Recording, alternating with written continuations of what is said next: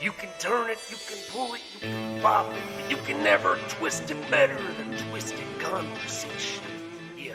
What's up, guys? Welcome to another episode of Twisted Conversations. I've got two different guests here today. One you heard on the pilot episode, Sexy Steve, got his co-host, Vitamin D, from the world's sexiest entertainers on Spotify. Thank you for having us once again. Thanks for bringing us in with a Twisted Conversation. Yeah, I've been here once. I gotta say, it was a great show. Did great numbers on that first episode. We did. Congrats to you guys. Second episode was even better. I don't know when we're posting this. It'll be the tail end of January. All right. So a lot of stuff could have happened by then. Yeah, Like we could have put out another song. we could have. We Like could have- Christmas.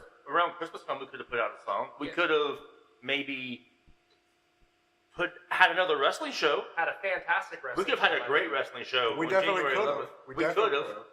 We could have. So, what else could we have done? That's probably about it. Put That's- a lot of more episodes of the world's sexiest podcast. After That's you right. guys listen. Available on Spotify for creators. Or just Spotify, wherever you want to. Right. You just go to Spotify and look up world's sexiest entertainers. Right, And just there go- we are. Go to Spotify and you type in "world's sexiest worlds" with an apostrophe Yes. S. Awesome. I think if you don't put the apostrophe, it goes to some like porn site or something. Yeah. Let's not try to do that. We don't want to go on the porn sites or anything. We don't want to That's do that. bad. Yeah, don't do that. So that's why you have to put the apostrophe is important. Yeah. Just like the E is important in Eve of Periods Echoes. are important too. Periods are definitely important because like sometimes if you don't have a period, right? Yeah. At the end, like who knows what's coming after that? You never know. You never know. It So- could be like a delayed period, but you always got to have a period at the end of the sentence. That's all I'm saying. Exactly. Awesome. Punctuation is very important. Awesome. All right. Hey, but yeah, my co-host Jason, he's been on their podcast several times, and he is a referee for their wrestling group. Go ahead. Yep. My name over there is JLaw. It's a lot of fun doing a wrestling show. Sexy Steve helps me train every once in a while. It's a lot of fun. Just a great time hanging out with everybody back there.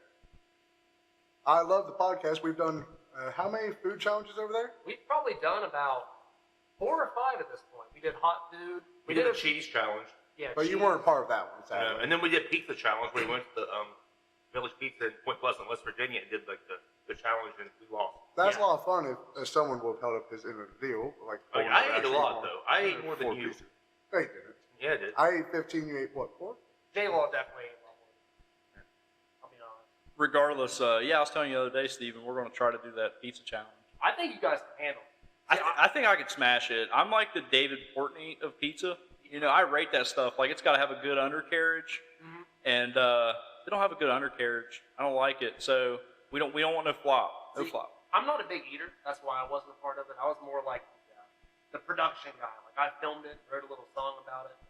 I don't know, I'm not a huge eater. I'd eat like 2 pieces and be like, yep, good old pizza. I started off very well, and then the pizza started getting cold, Yeah. and the cheese started getting all hard and stuff. I was like, no, can't do it. Pizza seems to be a hard challenge because It of is. that, and if it's not a thin crust, it seems like it's hard to eat because of the dough. It just expands in your stomach. But you look at it and you're like, I definitely have this. I got this. And then you're like, I don't have this. Because it didn't look that big. I mean, it was massive, don't get me Right. wrong, but it didn't look like huge. I mean, sometimes like things are bigger than they appear.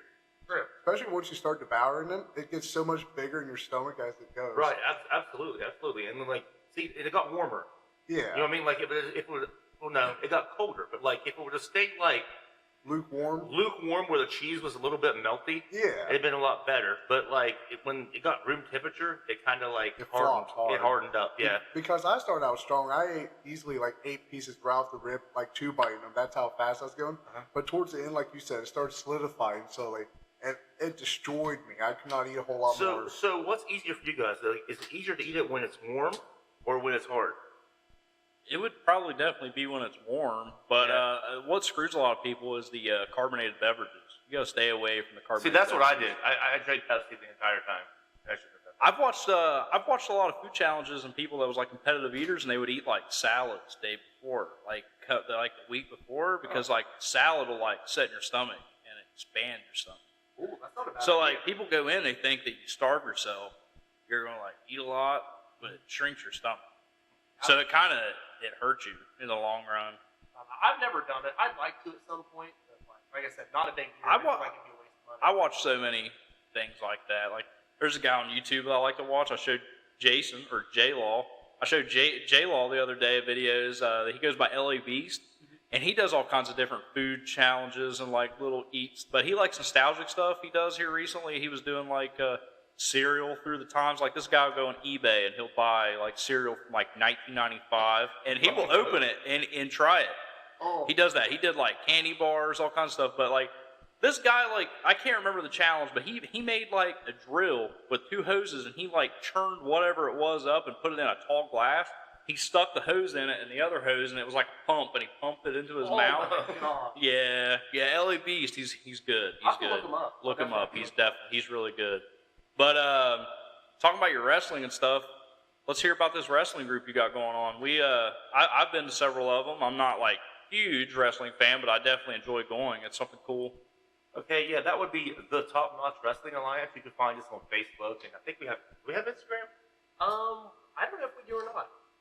I don't know either. I know there's a TikTok page. Yeah. There's a TikTok page, and actually a fun fact. Our band, Eva Vecos, which we're going to probably talk about later, we actually did the theme song to the Top Notch Wrestling Yes, Alliance. it's called Among the Immortals. Available now on Spotify and Amazon and iTunes and Pandora and YouTube Music. Anywhere you find music. Yeah, basically everywhere. Okay, yeah, Great basically, music, yes, though. the Top Notch Wrestling Alliance. We mostly have shows around here. In 2019, we were in Rutland, Ohio, like basically the entire year. That's before Steve joined. Yeah, I joined in like probably halfway through the year. Yeah, because he wasn't allowed, because he had a Around girlfriend, September. he wasn't allowed to be there. And I started last year in September as well. Yep. September's just a good year for people to start, Right. I Yeah, guess. it's like right after my birthday. So. And then like later in 2020, like early, we went to New Haven and we toured the house down. We had a full like capacity crowd. Yeah, first show we had Up was there. nuts.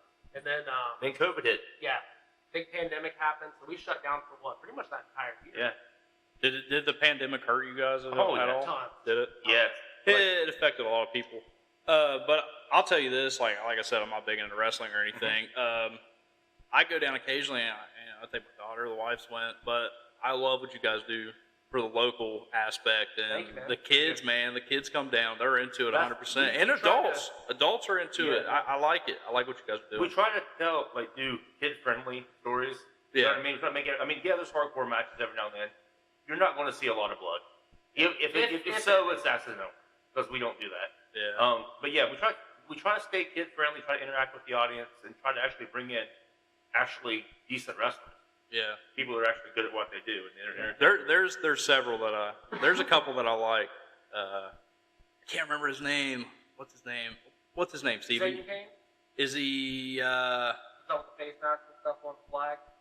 Yes. Yeah. Yes. He's pretty good. I like that dude. One of the He's best good. wrestlers. He's Yeah. good. But JLaw, you ref a little bit, so tell me your experience. What do you like about it? I really enjoy wrestling. Every once in a while, I'll get a random hit, of course. Just that's the whole part of the whole sport. Which is people walking by, get whacked in the shin. Actually, I think was it this past show or a couple shows back that I got powdered in the face by Connor Cross. I remember that. That was They threw baby powder in your face, Mr. Fuji style. Yeah, they got me pretty good. I got blinded by that. I actually ended up eating half of it. Felt like because I'm an idiot and kind of opened up my mouth whenever like I was just talking to Josh. He was checking on me, and all of a sudden he ducked out of the way, and all I saw was white powder coming straight at my face. It sucked. Yeah, I believe it. Yeah, Josh Charles actually. I mean, it was good of him to get that water to try to clear our dry. Yeah. He actually stole my water. So for the rest of the show, I didn't have anything to drink. So basically, you Womp got sexy Steve germs in your eye. Well, I haven't opened it yet. Oh, Like, okay. he was Yeah, sitting yeah. there to drink. I don't was wear like, I don't wear cooties, bro. That's gross. Yeah, it's fine. I figured it made you more sexier. Yeah. The sexy water. I don't think it's happened though. Not yet. Not yet. Some of the ladies out there may think so. Right. I see a couple girls looking JLaw's way. Yeah. I mean, that's you know. he's a looker, man. You that's that's what I'm one of saying. those stripes. That's what I'm saying. He's like, I am referee. He's like a man in charge. He's in charge when he's in that ring. Yes, he He's is. like senior Yes, he is. official referee guy. Yeah, I liked it when you got powdered. That was funny. That was actually quite funny. There's a video actually somebody shared on Facebook, and I'm in the background just smacking my knees laughing. we got a great group of guys and gals back there. I mean, everyone there's some, of course. How do I say it? There's a lot of people who don't get along back there. You know, Right? But we're all coming together to put on a fantastic show. That's what it's all about. It's for the people watching. Yeah, because The it's kids is a fantastic. big part, like you said. Everybody loves coming. I talk to a lot of people. Everybody loves the show. You guys always do a great job being announcers. They love listening to your commentating because it's hilarious a lot of times. And we try our best. A lot of them say sometimes they even come just for the commentating. I've heard that. They come I just for haven't you heard that. guys. You haven't? Yeah, every Yeah, time a lot- some people do come they're for like we can't hear anything you're saying. What people Well, say. we have heard that. But It when depends on the show. TWA Uprising, when we take the shows and transfer them over to the YouTube channel, you can hear us a lot clearer Much on that. clearer. Yeah. So to get in the background a little bit, like I'm sure it's a lot of work to set that stuff up. Like, Oh yeah. like explain your day, like your itinerary, like you setting up, Like day of show. yeah, your day of show. Oh, Like how much gosh. work does that put in it? Okay, so Ton. so let's say the owner of TWA is all like, okay, I'm going to be there at noon, or I'm going to be there at 1. Right. The show always starts at 7, doors always open at 6:30. Yeah. So we got to have everything done like timely manner. So basically, I usually like crash with Steve, and I get up first because he's always in bed asleep. I'm like, Steve, bro, we got to be up there in 15 minutes. I'm keeping him up all night playing cards. What do you- Yeah, you guys are playing games all night. He's like, yeah, man, okay, cool. So we get up, get our showers, do our facial routine. Yeah. I mean, 'cause you gotta have good skin. You gotta look Trim up good. the beard. Trim up You gotta look good. You gotta be do all that. sexy. We get our gear together, and then we pack up the recording stuff Yeah. because we bring the PA because Right. We use the band's PA. Eva So that's Vecos. soundboard. What's that thing underneath it called? Amplifier, the The amp. speakers, the cords. And I get for Uprising, we do a lot of green screen. So I have to pack up the green screen. The lights. Studio style lights. And we So- gotta take the flashing lights too for the ring entrances. Yeah. So we gotta pack all that up and take it to the venue, which is the. Well, actually, we stop at New Haven at the Marathon station in New Haven, Yes. and we always buy food prior to. It's Right. It's a routine. I always buy one lottery ticket because that's how you gotta know you gotta have a good show. You gotta be in these routines. And the thing is, a lot of wrestlers and people in the wrestling business are in those same routines. If they pull into a town, they have to stop at the same restaurant. They have to stop at the same gas station. Yeah. They just don't do anything different. So Yeah. we were on the same routine that morning. Yeah. So we get there. They're usually loading in the ring and stuff like that. Like a lot of people don't know about the ring. Like they're like, oh, well, it's bouncy. It doesn't hurt. No, like it's you have a solid steel frame. Yeah. Right. Right. You have some cables underneath for like counterbalancing the rope. Right. You have a layer of. What would You forgot the metal rods that go between. Yeah. Okay. So there's steel beams across the middle of the ring. There's a layer of, I wouldn't say 2x4s, maybe 2x8s. Yeah, like just boards and like maybe Like rough cut. Like Yeah. rough cut. Yeah, maybe a half inch of padding and then the canvas. That's it. Yeah. Like when you go down, it hurts. Yeah, you can tell there's like not a lot of padding on them. I mean, even like real professional aspect, it don't seem like there's a lot of padding on them either. Going off that, like afterwards, is there a lot? I know you got to tear down the ring. Is there like anything you do, like you talk to your wrestlers or anything? Yeah, we do a lot of backstage interviews for the Facebook. I gotcha. Because like I said, we're most I've caught a few of them. yeah, we're most active on Facebook. Yeah. We do some backstage interviews. Say if someone wins a new title, we got to get pictures of them and post, hey, they won. All Yeah. that stuff to update the flyers. I don't know. What do you think? Like, there's a lot that we do. Yeah. Tearing down the ring and everything. The day of show is always hectic because there's people know how it runs at TWA. I mean, there's the owner at the top, Brad Bushfield. He's the owner of TWA, and then you have like the board of directors who makes decisions, and then you have down after that would be the new commissioner, Vane Lewis, who was just appointed. Yep. And then you have me and Steven as the ambassadors, which basically is doing what we're doing right now. Yeah. Telling people about promoting, telling people about TWA. Putting up you know, flyers. announce, yeah, like doing everything we can.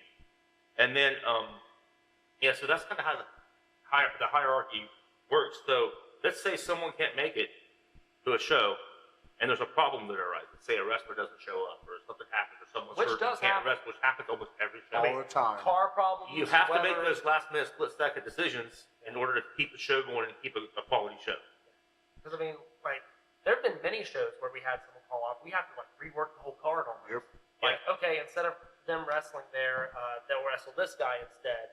He doesn't have an opponent tonight. Throw him in here into this match, and all make it Cohesive. Cohesive. Give the fans something they want, even though it's not what is 100% advertised. They still leave feeling good. And Yeah. sometimes those matches work out better than what we would have had planned. Yeah, there have been several times they work out a Yeah. lot. But I mean, it's just one of those things that like it's part of the business. You know what I mean? Like you can plan as far ahead as you want, but when that day comes, it will almost never go the way it's supposed to. Never does. Like, I remember one time, Sexiest Steve, he helps me limber up in the ring just so I can actually do, like, slides and all that. Yep. Well, there's one time, I don't know why, but he got me in the corner. He wanted to do, like, just the punches to my face in the corner thing. Well, I decided to do, originally it was going to be like the Undertaker thing where I just fake him out, but I was going to just, like, put my arms up around his legs and just mess with him. I actually ended up grabbing him and buckle bombing him instead. Yeah. Buckle bombing is basically, for you guys who don't know much about wrestling, I picked him up, walked him across the ring while he's up on my shoulders, and threw him into the turnbuckles. Which is very dangerous, might I add. Yes. Do not try this at home. Do not. At Jason. At Jason, who decided to just eat me across the ring. But it worked out, though. I mean, it worked. So Dale said earlier that he tries to keep it kid friendly. Right. Have you ever thought about doing like an adult show? No. Because it doesn't work in the area. Doesn't. No. There are a certain niche group of people that probably would, because I know BCW in Rutland, they did like the King of the Deathmatch tournament and stuff like that. Back in what, 2006? 2006. I announced for those in Ran Salem. I remember them. Yeah. I was They did those. But if you remember, the crowd, I know that one maybe had 5 people watching. Yeah. Like, the people aren't into that around here. Like, Yeah. wrestling, especially the way, like, modern wrestling's going on TV wrestling, it's all going kid-friendly. It's all going back to, like, the 80s style. Like, early 90s, this is for the kids, promote to the kids, do the kids, and that's where your audience comes from. Yeah. The attitude era is gone, unfortunately. See, like I said, I'm not real big into it, but I've been reading around, and I seen Triple H was talking about WWE going on Netflix, and they were also going to Netflix in January. They were going to try to make it a little bit more adult-oriented, maybe the 90s era. Well, see, I think what they mean by that, like, where they're on Fox and USA, if the crowd chants get edited. So they're constantly cutting the volume because of the crowd that you can't hear the announcer. Yeah. There's so many beeps. But at Netflix, they don't have to worry about that. The crowd can yell whatever they want, but you're still going to hear the announcer. I think that's more of like what he meant. I think it's a good thing. It's more, I think it'll be more like TV 14. I don't think it'll be like TVMA. I think the content's going to be the same, but like they're not going to edit crowd noises. I personally would like to see him go a little bit more hardcore with it. A little edgier with it. I mean, I grew up, and bringing on to it, it's like us going, everybody growing up with wrestling and stuff. I grew up like right around Stone Cold era, and he wasn't very kid friendly. I mean, he was. Everybody liked him, but he wasn't very good. He's coming out, the glass shattering. He's going out and he's flipping everybody off, giving them the bird. I know eventually he reversed it and he like turned his fingers away from the crowd. Yeah, and I mean, what was that? What was that scene when he's like in the grocery store? Was that with Booker? Yeah, Booker T? And he's like smacking him with salamis and pouring milk on top of him, man. They did stuff like that all the time. If you went back to that playing field, I feel like people would come back to it. Like the dude drove a beer truck. And was spraying everybody with beer. I don't think there's ever going to be another Stone Cold though. There's not. It was lighting in the bottom when it happened. Yeah. Just that method, Yeah. I think they went back to that a little bit, things would look awesome. Because my thing is now is like WWE. It's like I don't find anybody that stands out to me. Like back then, everybody was a lightning in a bottle. Right now, it's more wrestling. Because back then, like you had the big character, you had Kane. Like he would just raise his arms, fire would go flying. Yeah. You had Undertaker, like you said, Stone Cold, The Rock. Mankind. You have these like bigger than life characters, but now it's more focused on in-ring wrestling. Yeah. So I mean, I agree. I wish we could go back to like just that. Like he's a big guy. I think they can do both. I think there's a character. You can do characters and you can do people. Kind of like the 80s, like 80s wrestling. Yeah. Because when I first started wrestling, am I skipping ahead? Because we're doing Okay. So when I started watching wrestling, the reason I got into wrestling was like in the 80s. Obviously, I'm probably 6, 7, 8 years old, and my friend he had these LJN figures his cousin gave me. I don't know if you know what those are or not. They're like these giant rubber figures with no movement whatsoever. They had 80s wrestling. I don't know what that was. Basically, rubber statues. Big rubber statues. Those were the wrestling figures back then. That's They didn't stretch or anything? No. It wasn't like a doll that you could like pull It was apart? hard rubber. I got you. Yeah, like it's just pure hard. I still have some of them in the house. I think I actually have Rowdy. Roddy Piper one. I have Piper, and it's still, yeah. They're pretty expensive in box, but yeah, those I'm kind of like, what's that? Oh, that's wrestling. And his cousin was talking about Hulk Hogan and watching it. So I went home and I was like, I'm gonna watch wrestling. So I found it on TV and I watched it, and I was like, okay, I really like this. So then I would stay up on like Friday or Saturday nights. Like I was a little kid, but there was no school the next day.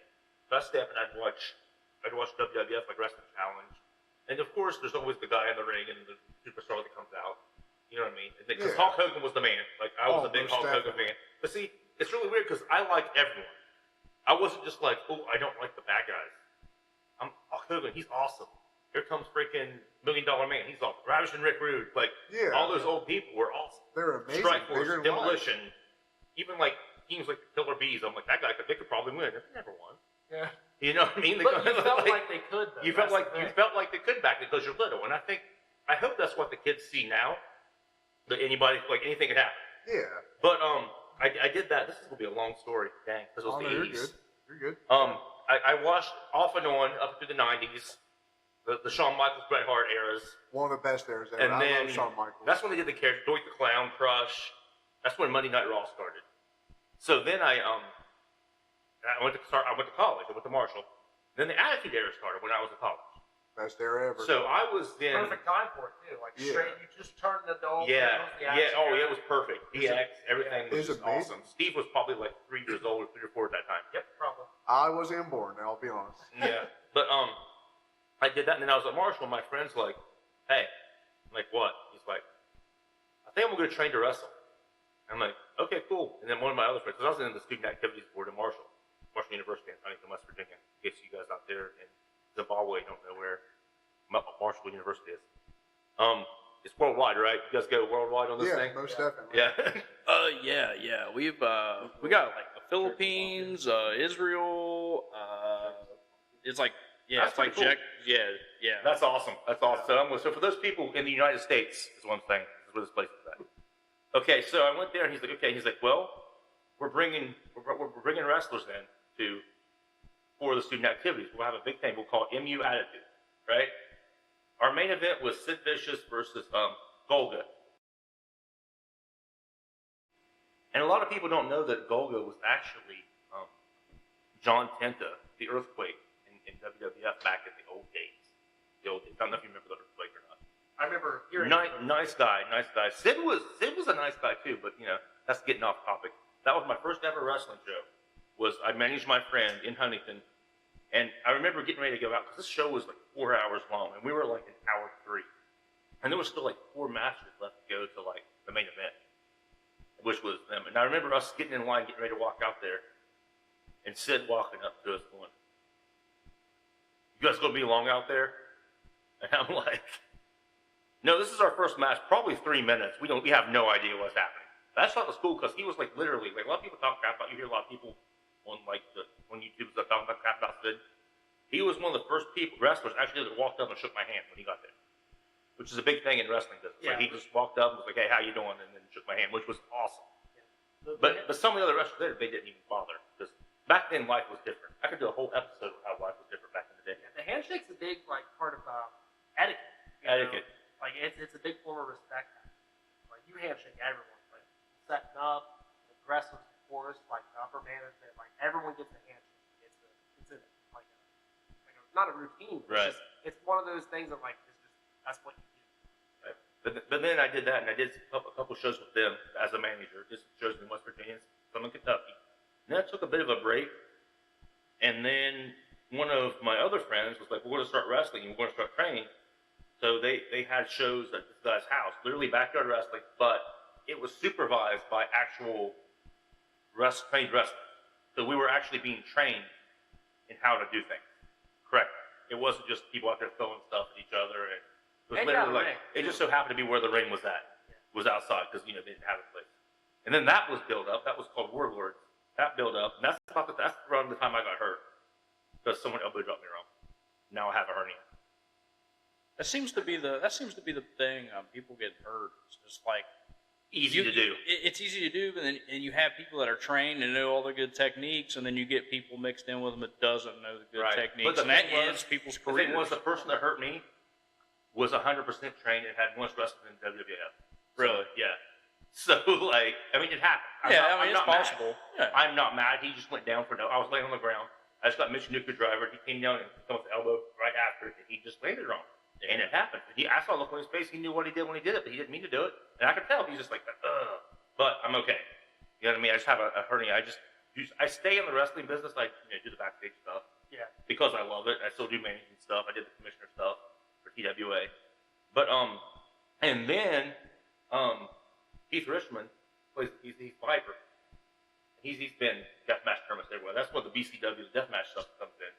He started running shows, and I started running stuff for him in Rutland, and they did like the Brink of Death tournaments. You can find commercials for those online. Yeah. I actually forgot I was in one. I'm going to order one of the DVDs offline. I'm sitting there in the middle of the ring announcing, and I'm like, I don't remember doing this show.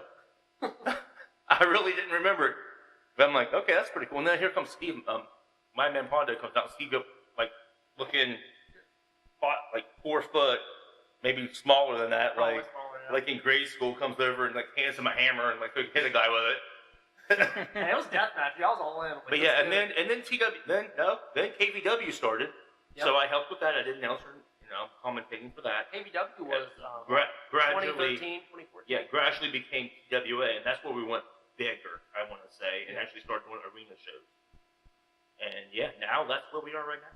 Yeah. I still like wrestling. I still watch on TV every now and then. I don't watch every show because I'm too busy working on this stuff. Yeah. You know what I mean? So it's like Yeah. we got to concentrate on matches and everything, and promotion and uprising and everything like that, which you can find on YouTube, TWA Uprising. Awesome. I'll throw that plug in. Yeah, you got to every now and then. Hey, man, show it off. Yeah. Steven, me and you're about the same age. What did when you come along into the wrestling world? What was your first interest, or what caught you the first time? Honestly, like Dale showed me at a really young age, and also told me that Kane was in my closet. That's back when he had like That's the original not mask sweet. on and stuff. Yeah. I used to be terrified of Kane in the closet. Yeah. So I'm a great brother. yeah, but then of course like I watched it when I could. It was just like Attitude Era. I don't remember tons of it. I just remember little things. Yeah. You know? And then of course it went through like Ruthless Aggression. Here comes John Cena, Randy Orton, all that. That's when I Yeah. started like really getting into it. And the video games, of course. Like, me and him played SmackDown 2 for like Religiously. every day. We played that. See, growing up, I didn't have much cable television, Uh-huh. and I had a lot of VHS tapes. And I had so many wrestling stuff, like, that's how I got into, like, Stone Cold, like, Mankind, Shawn Michaels. That's how I got into them, was on VHS. Yeah, JLaw, he actually, Jason, to all of you out there on the Twisted Conversations, Jason here, he has like dressers full of old VHS wrestling. It's good stuff. Some of them are, I think, worth some money now. Yeah, they are. And growing up, I had the VHS and stuff, but I don't know if I have a picture of it anywhere, but I do remember it. But somebody made me a little, it wasn't leather, it was like leather, but it was like a little vest that Stone Cold wore, and it had like a little skull and rhinestone Oh, stuff that's on the awesome. back of it. I had a pair of jean shorts. So yeah, I'd walk around. You're like, I'm Stone Cold. I'm Stone Cold, yeah. Yeah, we got What? I don't know. I've been into wrestling forever. Like, whenever they were doing BCW, like Dale mentioned, and I used to ring the bell up there when I was Yeah. like, I let him be the bell 10. ringer. I mean, Nice. it was an important job. Oh, You yeah. got to ring that bell. Yeah. But then I joined back up at KVW. And that's when the world's sexiest entertainers were born. Absolutely. This is a little known fact, some of you out there, but it's mildly embarrassing. It is. But the day that it was born, me and Dale here actually rapped to the ring. Like I made a little beat and we wrote lyrics and we rapped to the ring. Now keep in mind, it was a decent size. Maybe 30, 40 people were there. Yeah. And Yeah. keep in mind, KVW wasn't like, it was a wrestling promotion, but it wasn't like a how do I word it? Arena. All the proceeds from that went to fixing up the community center in Southwestern. Yeah. Like, it was purely just like fundraisers. Is there like a recording of this rap? there It does is. exist.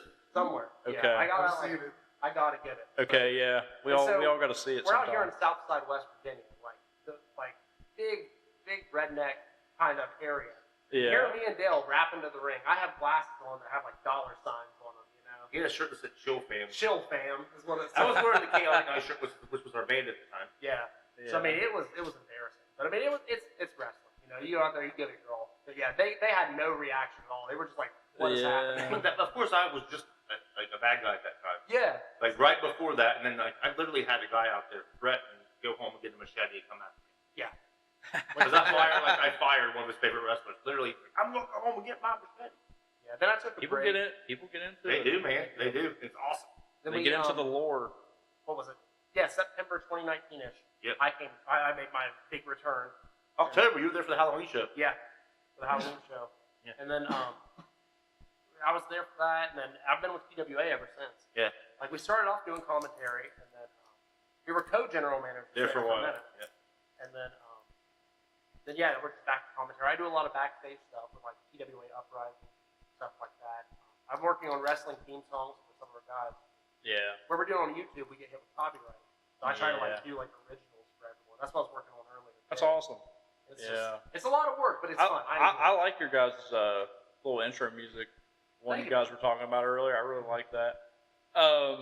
You were talking about earlier about playing the games and stuff. We've got into gaming before, but yeah, I remember the first time I played a wrestling game was like on a PlayStation 1. I can't remember what it was, but you look back at it now, so it's so hard to watch because like of the graphics. Yeah. But like I remember like what was that? Shut Your Mouth. Yeah, yes, That one, and then it was like the last one I really got into, and I mean I got into it was the SmackDown vs. Raw 08.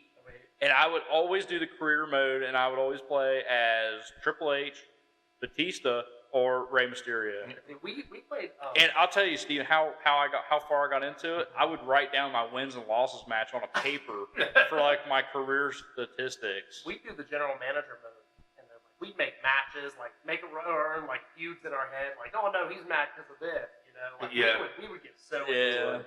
Yeah, I mean, that's 07, basically. Yeah, 07. But see, before that, though, there was Super Nintendo. That's something I had regular Nintendo wrestling. So to me, when it went to PlayStation, even like WWF Brawl or like Warzone or Attitude was top notch. Like there was music, they come out, they had voice capture. But I think I really got into the wrestling games. Though was SmackDown too. We played a little bit. We did kind of do the same thing. We made our own pay-per-views, got ratings and stuff. Yeah, it was really. We argued a lot. all time. Because Steve was always Jeff Hardy. That was my boy back then. He was like, I gotta be Edge and Randy Orton and Jeff Hardy at all times. Hey, that's dude, what Edge, man. Ed was split, dude. What was that? Was that like a year ago or 2 years? He did like a little comeback or whatever. Yeah, he's currently in AEW right now. Yeah, I've He seen made his that. big return at the Royal Rumble. Yeah, that was awesome. That was awesome. Oh, dude, that I've always liked Edge, Me too. and to me, I don't know. I mean, he's been big, but he wasn't like everybody. Like, you have wrestlers that I always like still like from others, but like Edge was always cool. Yeah. Never liked Randy Orton. Will not like Randy Orton. Oh, I love Randy Don't Orton. like Randy Orton. I love You know what set me against Randy Orton? It was the last. Me and Stevens talked about this so many times. Was leading up to the pay-per-view. Was it WrestleMania? I think have no idea. it was when Triple H was against Randy Orton. And the only reason I remember it because it was like the promos were on TV a lot, and it had AC/DC Black Ice War Machine. They were promoting that song, and I just remember they were like, "He brought a sledgehammer to my house. My wife was home," and they just go off. And Triple H, he's all watered down, his hair's all wet, he's looking all majestic. But yeah, I think that was the last time I really watched one. Yeah, It's been a while. been a I was while. in middle school. Yeah, I was in middle school when I come out. Yeah. I remember 2009 because that was when Randy Orton was in this crazy mode. He used to beat the crap out of literally everybody. Is that when he was punting people? Yeah, that's when he was Yeah. punching everybody. He punted Vince, Triple H, I think he got Cedric Mae Young McMahon. at one time. Yeah, he did. He also got, I think, Vince's wife, even. Linda? Probably. Linda? I couldn't, for a second there, I thought he was the one that put concrete into Vince's car, but that was Stone Cold, wasn't it? Yeah. Yeah. Yeah, sorry. Or sometimes- DX. Well, I think it was Stone Cold or DX that did that. I can't don't keep remember. straight sometimes. A lot of them were rebels. I love it. It's Yeah. awesome. But Randy Orton's always been one of my favorites because I love his finishing move, the RKO. Yeah, because It's it comes amazing. out of nowhere. It literally.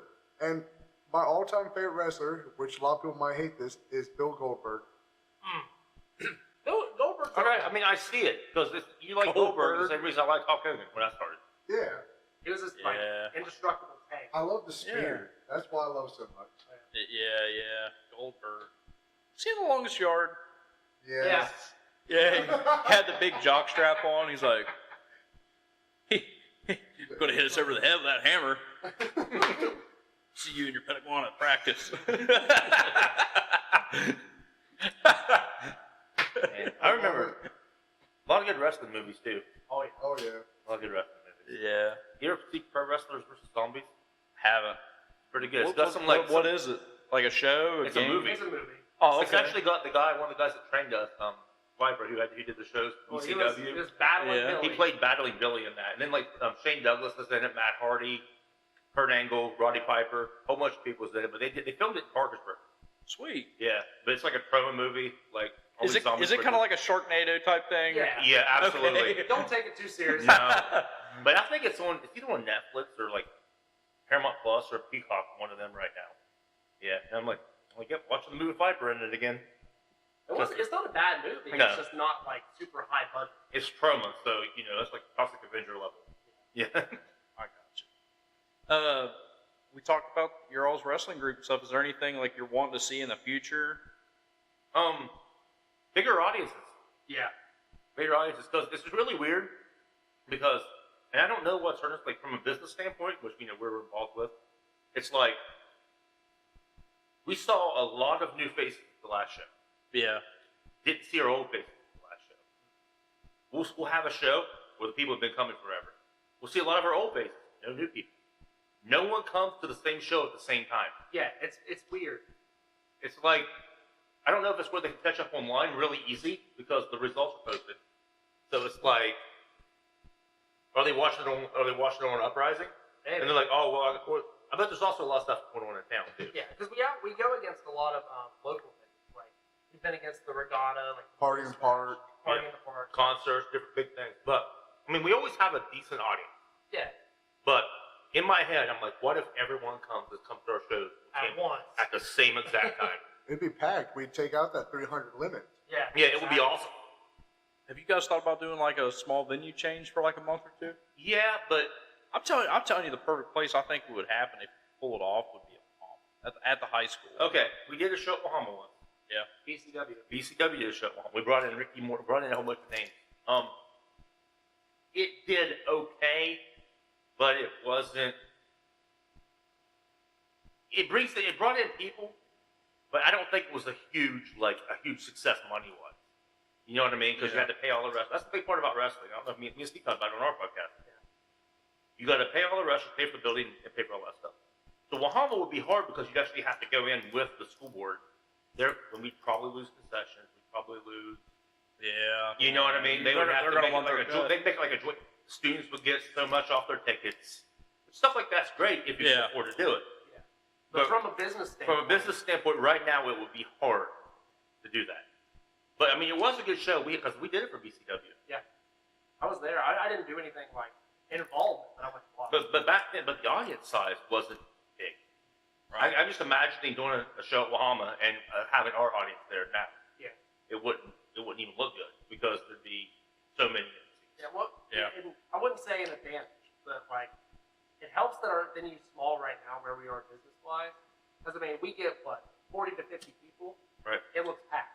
And that's a low audience for us. Right. I mean, we've been getting between 100 and 170 sometimes, maybe 100. Our highest it varies throughout, but if we do have a show with 40 to 50, anything interesting. Mostly, I think our lowest has been 70. Yeah. But like, if we do get that audience, when we film TV for the YouTube channel, it still looks good. Yeah. Right. You know what I mean? But in it a doesn't place look. like say Bahama, for example, where it's so big, it'll look empty, even though we'll have those people around the ring. Like the depth will make it still look like there's nothing. Yeah. Listen, I like It's all about presentation I too. like the production stuff. Yeah, it's like It'd be nice to see like guys do something like at the fair or something. we want to. Like, I really want to. I got a number for someone. I haven't talked to them yet. I don't know how to be all like, hey, I got your number. Can we wrestle? Pay us. You know what I mean? Like, I could probably do a little bit of chatting around for you. I want to be about it. Yeah. It'd be cool. You'd get a different crowd. Yeah. Yeah. A lot more kids. And we can use different that as an people, too. advertisement for our regular show. We did what? Guernsey County Fair? What Yeah, year was Guernsey, that? Ohio, yeah. 2022? Yep. Yeah, it looked miserable that day. It looked really hot. Oh, it was. There was Did you pictures get I pictures seen. from it? Yeah, I seen all Yeah. the pictures. It looked really hot. It was fun though, and like I said, brand new crowd. So, Yeah. It'd be cool to see you kind of do like a night show. Yeah. That would be awesome. Like overnight, like late night. Yeah. I would like that. I love that. That would be cool. JLaw, how long have you been doing the whole reffing thing?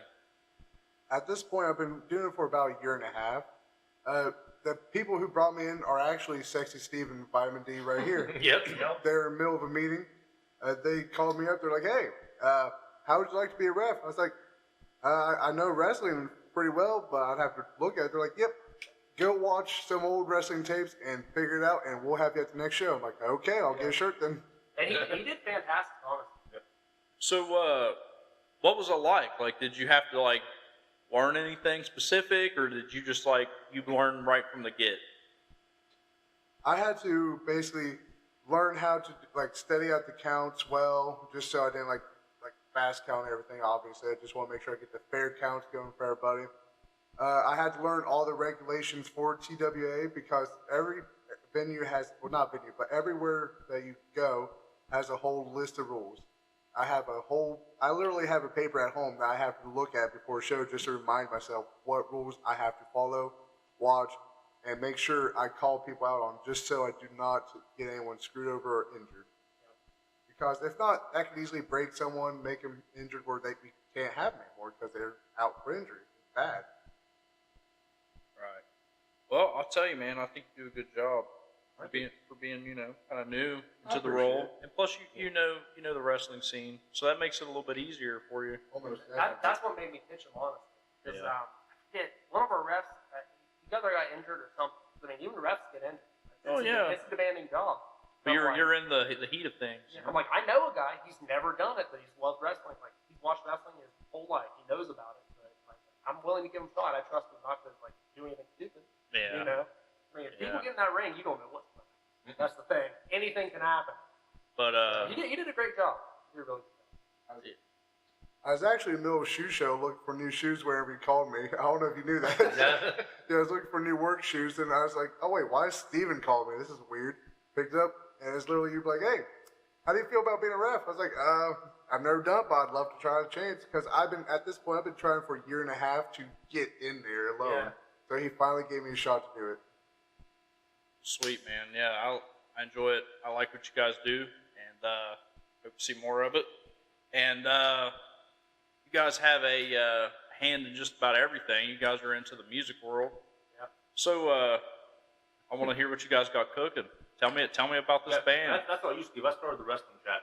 I mean, right now we're working on our third studio album. Long ways to go. Have a like what? I think we're going to do around 12 tracks. 12 songs, yeah. So we're tightening them up before we get into the studio. We started probably 2012. 2013. I was still in high school. I started before long that. before that. I know, so I was going to let you lead. But let's start band when you came in Okay, so the drummer at the time quit. But of our band. Yeah, of the band they had before that. So I was learning. I was in marching band at the time. That helped a lot. And then they just gave me 6. We're like, all right, you can drum. You know what I mean? So I was like, all right, cool. I'll drum. I basically had to like learn as we wrote stuff. And me, Dale, Robert, and Lindsay, we were Chaotic Night till how long? It was seriously about 2008, 2019. Yeah, I have terrible memory. Like those years are prime years for us. That's like when we started to actually try to get serious about stuff. Yeah, because we went Yeah, to 3 Elliott Studios in Athens, Athens, Ohio. Yeah. I don't know if there's still recording people there or not, but we were actually recorded like a demo. We just never released it. We just didn't like the way everything was going. So then we decided to kind of take a step back, revamp everything. That's when we became Eva Beckett. Yeah, basically our band manager was trash. Yeah. That too. Yeah, she didn't do it. It's really weird. Like, I'm doing this, and there was nothing getting done. Yeah. And then when she left, it's like, okay, well, me and Steve's just gonna do this. And then all of a sudden, we're recording it out. And then we're recording another album. And then now we're doing singles. Now we're doing a show we're doing the theme song to TWA. Yeah. I mean, it all worked out, but it's just one of those. Everything. I'm a firm believer. Everything happens when it's going to happen. Right. Like if Like you rush it, it'll be trash. If you wait too long, it'll be trash. Like you just know when the time is right. Right. Because we've done several rewrites, different songs we've had, different ideas. Like some of the songs on the first and second album are like reworked versions of stuff that I had a long time ago. Old riffs and stuff. Yeah. Yeah. We have quite a catalog of just random. Like even my phone's full of like, I'll get an idea at work, so I'll go like I'll pull up my phone real quick and go like, and then later I'll try to figure it out. You know what I mean? Like full of those like that, full of like little like licks and stuff. Like Robert will be like, "Oh, record this real quick, don't forget it." It's like a quick little. Or it'll be like 3 a.m. and then we'll get like a video from Robert on Facebook Yeah. on the chat, and he's like, "Yeah, I just wrote the solo." What do you think about the solo? And this is like 3 a.m. in the middle of the night. Hey, some of the best music is recorded at the time it was thought of. Exactly. That is factual. That's why I don't like anytime I've had like customers at different jobs when I'm like, yeah, hold on guys, and I start doing it. But like, Gotta get this out real we've quick. had really good experiences though. Like since we became Eva Vectors, like recording with Chris Brogan at Red Root Studio. Yeah, Chris does an amazing He job. Chris does a good job. He knows his craft. He really does. Yeah. He does. Like, and it's good because he'll let us be creative, Yeah. and he won't try to sway what we're doing. Right. Even though he might know a better way, unless we ask him. Yeah. Like, he'll kind of stay quiet about it, be like, okay, and then we'll be like, oh, well, maybe this reverb. And if he wants to try something, he's like, guys, can I try this? Like a reverb or something? And usually he's always right. Yeah. He's very rarely not used what he's And coming as with. a band, we're always a try it and see what happens. Yeah. Like Right. even like, especially when writing songs, like, okay, what if we go here instead of the next chorus or something? Try it. Could sound good. Could be trash. Never know. You know what I mean? And what else is really weird is like, yeah, everyone writes their own parts. Like, me and Lindsay write the vocals, and Steve kind of helps with that. Robert, it's really weird because Robert will come up with drum stuff for Steve and bass stuff for Lindsay. But Steve will come up with bass stuff and guitar stuff for Robert and Lindsay. Yeah. And then they all kind of like criticize how I'm doing my vocals at all times. Yeah. Yeah. We do a They're little like, bit do of it again. We'll be in the booth. Do it again. Yeah, Do it you're again. a little wavy on that. Do And it then, again.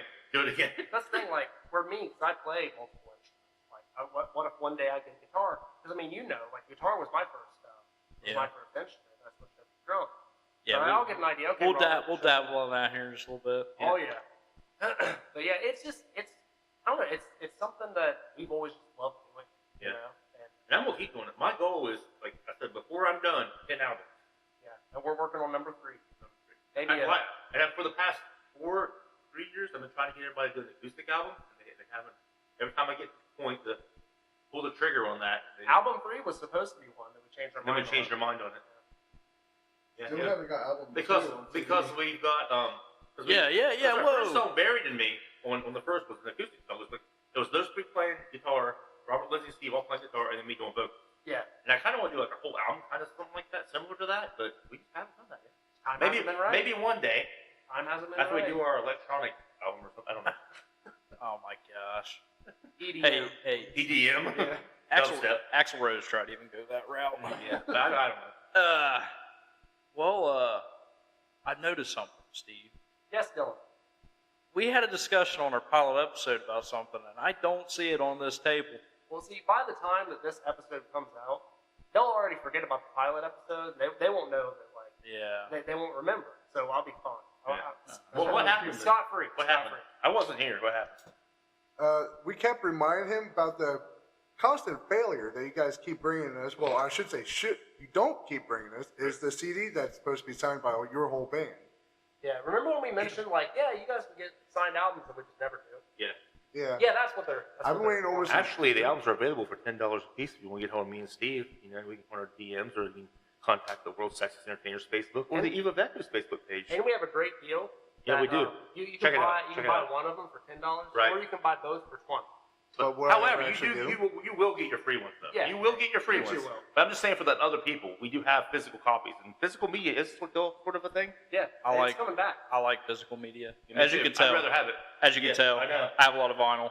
Yeah, I like it. And if you guys make vinyl, I will buy one. I was looking at it, but like price wise, it was. Yeah, we it's would have had to have sold every album for like $40, $50 to make any money off of it. Yeah. It was crazy. I would spend $40 on your vinyl. Yeah. But you can't just go off one person. Right. Yeah. I Yeah. love And vinyl. we can't just make one or two. That's the thing. Like You have to actually make them. Yeah. as a bundle. Like the CDs aren't too bad. Like we can release the album and get all the physical media because we ordered 300 300 to 500 CDs. Yeah, I think it was 3. We can get those for a little over $1,000 in bulk.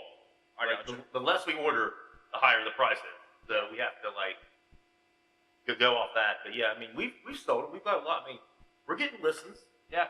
We're getting listens. I mean, it's not like we're not doing anything. You know what I mean? Yeah. I mean, we're trying hard, and it's fun. That's the main reason. Especially like it's always cool when you go out and you see people in our T-shirts. Oh, absolutely. Like this one I'm wearing right now. Like Dale has our Eva Becker shirt, just the original one on there. Yeah. If you want to buy a T-shirt, you can go to prowrestlingtees.com/EOEWSE. That's prowrestlingtees.com/EOEWSE. Yeah.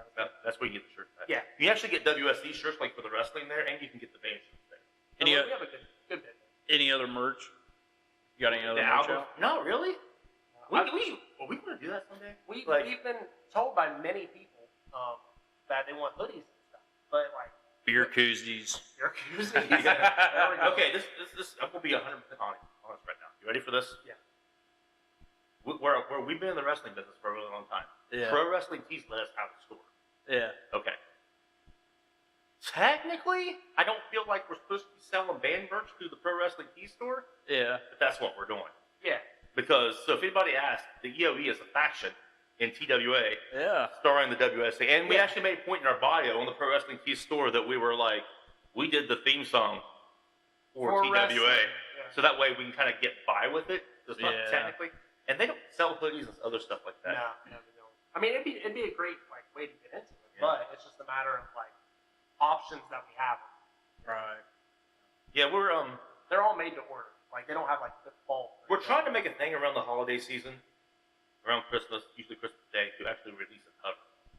I got you. But since I'm announcing this now, but we've already released the cover, so this is in January. Yeah, so we can. At time of recording, we haven't released this yet, but at the same time, I don't want to say that we were doing it and jinx it. So when people listen to this, they're like, "Well, that never happened." Well, I'm sure we have it out by now. It's not getting published till the end of January. So if No, you that's got what it- I mean. No, he You means can- us. I mean us. Like I don't want something bad to happen and us not be able to get the song out, and then say now Okay. in January, whatever, that the song's out and it's not out yet. Good. You can go ahead. Okay, we're putting the song out in December. That you guys probably would hear about later. That's really good. You know? Yeah, you like that? I thought you were gonna like talk about the song that we just released. Oh, you can do that. Okay. Okay, Well, let's the pretend song- we released it. the song that yes, we- great song. It just come out. It's everywhere available. Yeah, we're trying to make it a thing, like Dale said, to do covers every Right. Christmas. I mean, it's just something fun to do. Last year we put out Eleanor Rigby by the Beatles. Yeah, which we've had that in the That's a vault doom metal recorded version. for a while. It was cool. But yeah, this year we put out Man Eater, a cover of Hall & Oates. I got you. So we have some doomy elements, some punky elements. Robert shredding like crazy. Like it's pretty tight. Yeah, we've So- got We Talent have- Designs working on the album art. Yeah, big shout out to Talent Design. He does a great job. And one of my good friends, she sent me a picture for the album art. Yeah. So Yeah, shout out to her. So, yeah, Sweet. it's, shout out Sienna. shout out Sienna. Getting back to the physical part, you guys have CDs and stuff available. Where is the CDs available? How can Just- they get them? Talk to us. Yeah. Really. Also, there's some if they haven't sold them yet because we put CDs in stores Yeah. and we didn't check up on it. Yeah. Second, now hear this. Well, Yeah. I mean, people that don't live locally, how can they, if they hear you guys on Spotify and they want physical? Well, if they live Media. in Huntington, they can go to Now Hear This Okay. and Parkersburg had has our albums too. The record store there. What's the name of that place? I don't know. The record store. All right, guys. If you guys are listening to this and you find their music on Spotify and you really like it, Right. comment down below here on this episode when it's released, and I will get you in touch with these people to get you a copy. But basically, we're saying they can add us on Facebook, Eva Vecchio's Four World Sexiest Entertainers, and we'll get a hold of them, find a way to get them an album. Yeah, we'll get it to you one way or another. Yeah. I had there for a while when I was streaming. I had a guy out. Shoot, where was he? Montana or something, right? Yeah, it was far away, and he wanted to get something for his brother. So we made him a little care package, got him a T-shirt. One of ours got him a wrestling T-shirt, had all the boys in the back sign it, and gave him 2 of our signed CDs. Sweet. Yeah. So, I Sweet. mean, we'll get something to you one way or another. figure it out. Is Yeah. what we're saying. Yeah. But yeah. May not be done in a timely manner. Like, we may forget about it, like we do for Jason and Dylan signed we CDs. know all about that. But we'll get it to you, though. We'll get it to you. So, Steven, Yeah, still. How long you been playing music? Oh, long time. Shoot. I've been playing guitar. Well, I wouldn't say I've been playing guitar, but I think I got that little first act probably when I was like 6 or 7. And Yeah, that's then what I I started playing in high school, middle school. And so Yeah. like trying to learn it. Then Dad got me a drum set over Alligator Jack, which I desperately miss. I Place was miss amazing. Alligator Jacks, man. That was my Saturday tradition. Dude, it was so good. Like they had everything. You could buy anything. Buy anything. Yeah. Like I got tons of retro games. Back You then. wanted a gun? Cool. Wanted a- Chinchilla? You got a chinchilla. A belt? Yeah. Like, Yeah, it Anything. didn't matter, man. Kid walking around with a butterfly knife on a parking Dude, lot. for real. Check out what I got, Dad. They had a food truck outside. Had buckets of chili cheese fries. Yeah. You get a Mountain Dew. Poppers, I love that. Yeah, They man. had everything. Now it's depressing. It's just a car lot. Yeah. Car dealerships are taking over everywhere. Yeah. All right, guys. The owners of Alligator Jacks, make it happen again. Bring it back. There's a Dollar General running out of business somewhere. Yeah. Buy it. Make it happen. They have the shoot, what is it? Peddler's Junction up in Athens now. Yeah. I go to Peddler's Junction not- a lot. It doesn't have the same appeal. As It doesn't have the aura. No aura at all. I go in there occasionally, and I know where all the vinyl is in that place. So when I go in, it's just boom, boom, boom, boom, boom, and I do a quick walk. Yeah. But like, if you really just want to go in there and look, you can be in there for a long time. yeah. And I like a lot of autograph stuff. There's a lot of autograph. There's a lot of sports cards, sports memorabilia there, military-related stuff, surplus stuff's in there. Just about anything. You can even buy tires in that place. Yeah. Everything. It's nice. And what's the gaming Round two. Round two gaming local. They're out of Middleport. Cool little Pomeroy. store. Pomeroy. I stand corrected. Pomeroy. Cool little store. They have a little tiny booth up there. Tons of retro They games. started out in Alligator Jacks. Yeah, they do. Man, I they had used, so I much used to stuff. see them every So weekend. much stuff, man. Okay, I don't have the time to go anymore lately. Constantly working on stuff. I need to get out. I go over there occasionally and buy stuff, but I haven't been here recent. But yeah, they have a place in Peddler's Junction too, and I love those places. I love old music stores. There's a place in Marietta that I like. Parkersburg has a really nice place. You remember the name of it? The place The in, Parkersburg. in Marietta is the one I really like. Turn around, look in the bottom of my vinyl to the left of the turntable up top. There'll be a sticker in there. See it over there? Little stickers? First City Records? Yes. Nice. What is it? Oh, sorry. Yeah. First City Records out of Marietta, Ohio. Yeah, go check them out. That's an awesome little store. If you guys are into vinyl, CDs, anything old music, they have turntables there, record players. It's a cool joint. And Marietta is just a cool town in general. Yeah. Very historical, and it's a beautiful city. Yeah, Steve, going back into it, back to our high school days, we used to meddle around with a little bit of music. You used to be a little band. Meet you, Stephen Underwood, and Stephen Underwood, Jesse wherever he Baker. is, man. Dude, I miss him. He was a good Good vocalist. He had Dude, he had some good pipes. dude. Dude, oh my gosh. He was an incredible singer. Like, Yeah. In high school, he was fantastic. Yeah, I played guitar a little bit. I got into high school around you guys, and I started strumming around a little bit more. I never got super serious into it, but I can still play a little bit. For a little nostalgic piece, we'll talk about you. We used to play in the garage. Old Steve Oh, over here gosh. got grounded one time Yeah. and got his drum set taken away and didn't tell us. And we come over at Saturday at 11 o'clock, usually right around noon. We Yup. played till dark. And All uh, day. Yeah, and I didn't and, tell him I got grounded. I wasn't and, off playing drums or anything. And his dad come out, was talking to us. He was like, "Now, boys, let me tell you, I don't care about the music being loud, but no cussing." Yep. And as soon as he walked out, I dropped something and said the F word. Yep. Immediately after. God bless him. His dad's a good dude. And I'm glad they put up with us all those weekends just sitting there playing music. But yeah, Stephen got grounded and didn't want to say anything. And we walked in, there was no drum set. And so we just stood there and didn't know what to do. But Stephen looked around and he found a buttload of buckets. Yeah. And he stacked them all up, and we stacked them up to make certain tones for the drums. And then we used trash can lids. Trash can lids. We used part of my mom's like canner, which she's had. She probably still uses it to this day. Has, And- like a hi hat, different things. Like And it worked. It worked. We plugged in and played. And, it was still loud enough with the tones and everything. But yeah, it worked. It was one of those things. It was like, let's just see if it happens. But I still have, I'll dig them up one day and let you listen to them, Steve. I still have cassettes of us Whenever we recorded, recorded. of us playing You music. remember that one day where we played nothing but Smells Like Teen Spirit? Well, we was trying to, like, you know, fine tune it, and Yeah. at one time we had it really good. It was like all day long. That's the only song we played the entire day. Yeah, it was Jesse, good. Jesse was a heck of a bassist too. Yeah, Jesse Lathy, yeah, he Yeah. was a good I bassist. see him every now and We went over to his house one time and jammed with him too. then. Yeah. But yeah. Apart from that, like, you're big into music. What do you like in music growing up? What caught your eye to get you playing guitar? Honestly, Metallica all the way. Yeah. My first, well, I'm sure I've heard Metallica in passing. Sorry, but the first album of Metallica that I listened to was Saint Anger. Really? Yeah, which is known for being the worst Metallica album ever. But honestly, I liked it. It will always hold a special place in my heart. Saint Anger was just like top quality. I'm not like diehard Metallica, but I like at least 4 songs off almost every album. Yeah. Like Ride the Lightning, I like that one. That's my favorite. Ride the Lightning. Me too. Justice for All is really good.